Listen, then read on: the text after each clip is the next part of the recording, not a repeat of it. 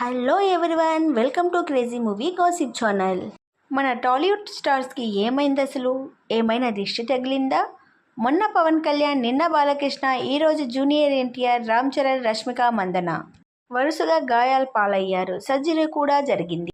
బాలకృష్ణ గారు NBK 11 movie shooting action scenes ఇంకా 2 రోజులు ఉన్నప్పటికీ ప్రమాదం చోటు చేసుకుంది. హఠావుటిన హాస్పిటల్కి వెళ్ళి స్కానింగ్ తీయించారు. మజిల్ టియర్ అయింది. చిన్నపాటి సర్జరీ అవసరం అవుతుందని డాక్టర్లు సూచించారు. అభిమానులందరూ ఆందోళన చెందాల్సిన అవసరం లేదని, త్వరగా కోలుకొని మళ్లీ షూటింగ్ ప్రారంభిస్తారని డైరెక్టర్ ట్వీట్ చేశారు.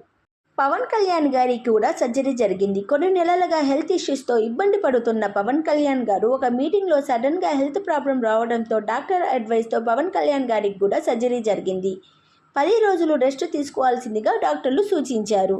అలాగే పెద్ది మూవీ షూటింగ్లో రామ్ చరణ్కి, మైసా మూవీ సినిమాల్లో రష్మిక మందనకి, రీసెంట్గా నిన్న జూనియర్ ఎన్టీఆర్కి కూడా సర్జరీ సక్సెస్ఫుల్గా జరిగింది. 2 లేదా 3 నెలలు రెస్ట్ అవసరమని డాక్టర్లు సూచించారు. ఇలా వరుసగా స్టార్స్ అందరూ గాయాల పాలవ్వడంతో అభిమానులందరూ ఆందోళన చెందుతున్నారు.